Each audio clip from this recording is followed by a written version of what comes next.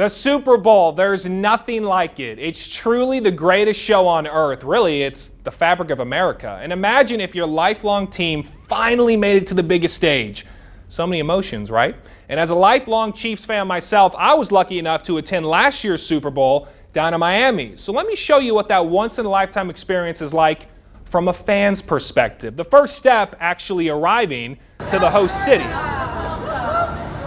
where you're greeted immediately at the airport, and then comes the moment when you finally arrive at the stadium itself as the reality and the jitters slowly sink in. But when you get inside and find yourself a little thirsty, be ready to fork over some cash. Yeah, you'll need a few President Jacksons if you want a couple of premium beers, but remember, it is the Super Bowl after all. All right, so the next step, finding those coveted seats. But of course, my dad and I had to take a mandatory selfie, otherwise it never happened, right?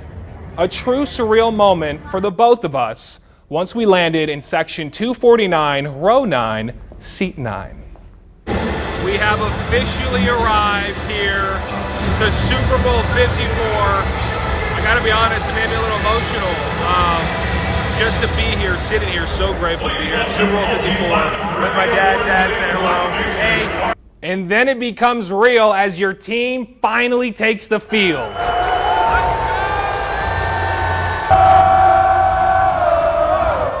So many feels during this moment as kickoff looms. Then you fast forward to maybe an even larger moment than the game itself, the bigger-than-life halftime performance.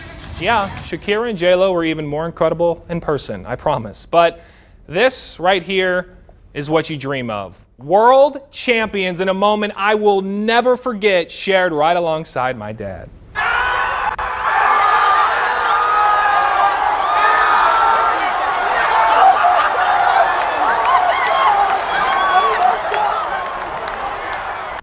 I tell you, that makes me smile every single time. So now the question remains, can Mahomes and the Chiefs run it back?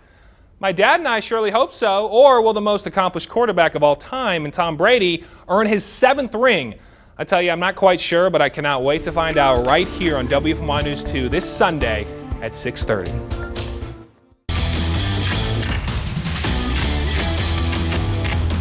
It's one of the greatest winning traditions in all of sports, the NHL's post-series handshake line. After weeks of violent play and increasing animosity comes a moment of ultimate respect and sportsmanship. It's a great feeling when your team is on the winning end of things, right? Just like your Carolina Hurricanes. But unable to get to this point, the Canes had to run through what seemed like a never-ending marathon. 4 straight overtime games will certainly do that to you, and no one can forget the captain, Jordan Staal, Game 5, with the ridiculous game winner batting the puck out of midair to take the 3-2 series lead. Finally.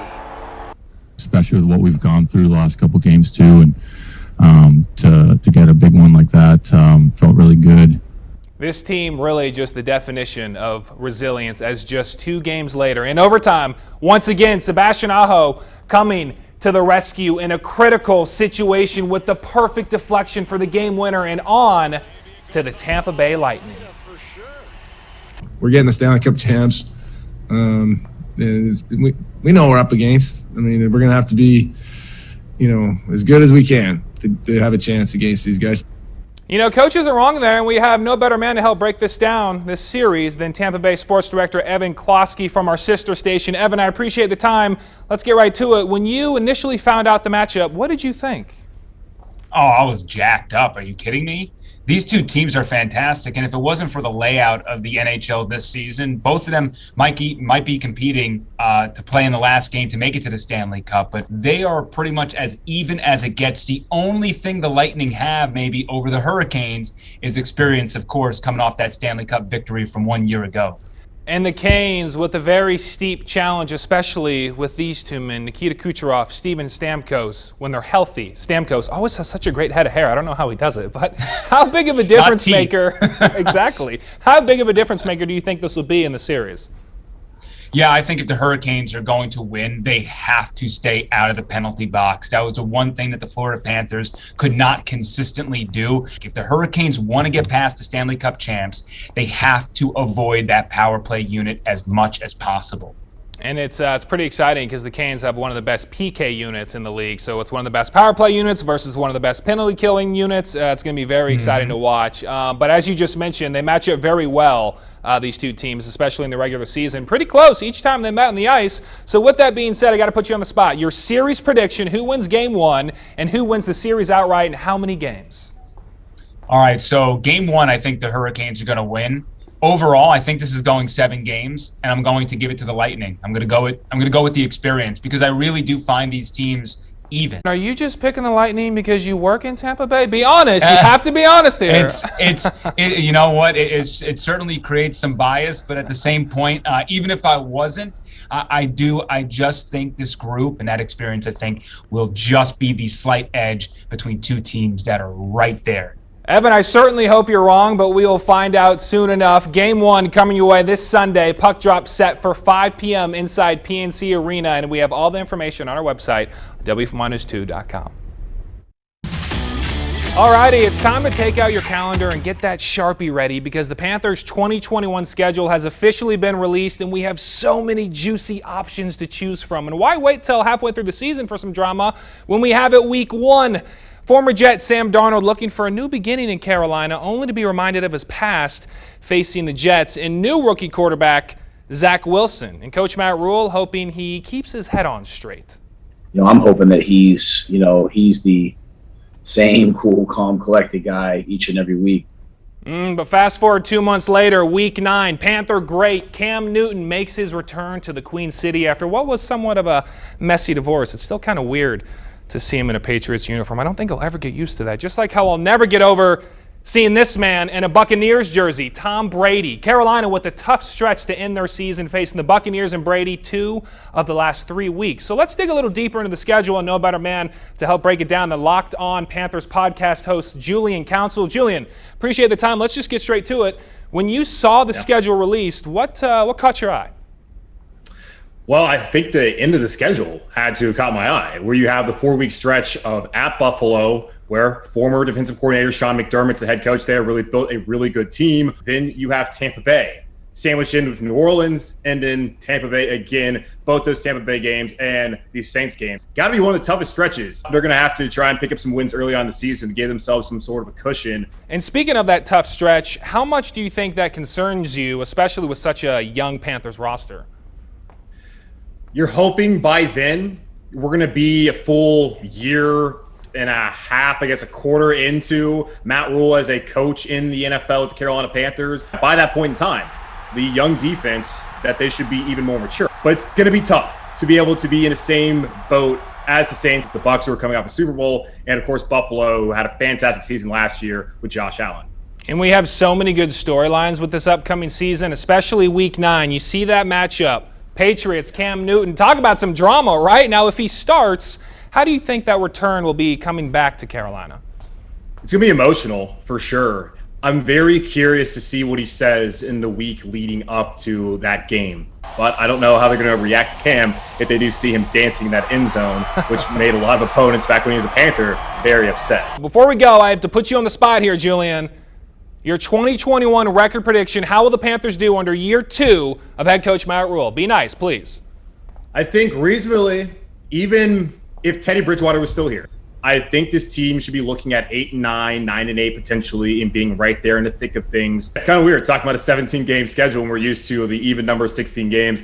Going to take a while to get used to, but that's what the NFL wanted, some extra games, and I think a lot of NFL fans would be happy to have that 18th week and that 17th game in 2021. Yeah, I was just about to say that 17 games, the odd number, it's going to take a while to get used to, but I guess the more the merrier, right? Julian, I appreciate the time and insight as always, and I cannot wait to see what the Panthers do in 2021 and beyond, and hopefully a healthy roster. If you'd like to see the full schedule, just head on over to our website, WFMI2.com.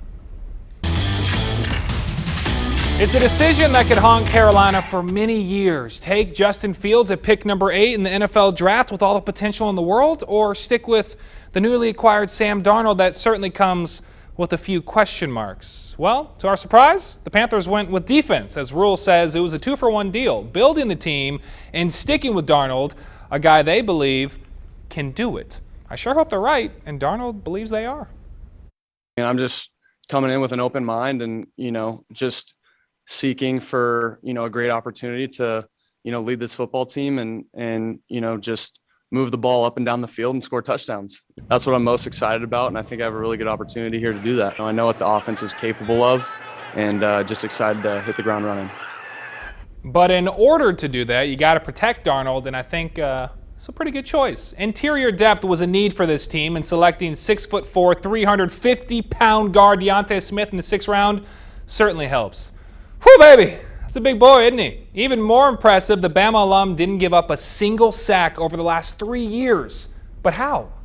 Calm me down and just trust in my eyes, because I have faith that my feet can take me anywhere. Calm me down and just trust my eyes. I like it. Betting on himself. But in the 2nd round of the draft, we had a little reunion of sorts. The Panthers drafting LSU wideout Terrace Marshall Jr., the same wideout that played under LSU offensive coordinator Joe Brady before eventually coming to the Queen City. Funny how it all comes full circle, right? One of the things Joe Brady said when we got here was that, he asked me, was I ready to go? And I told him, yeah. So from here on out, it's strictly business. That's one of the things he was just telling me when we was just talking is that I'm going to be very familiar with it. Might be different terminology, have the differences, but for the most part, I'll be able to catch on quick. So we know it's always hard to tell if a draft class can really take your franchise to the next level. But after this past weekend, the Panthers have created a good baseline and one that has a lot of room for growth and depth.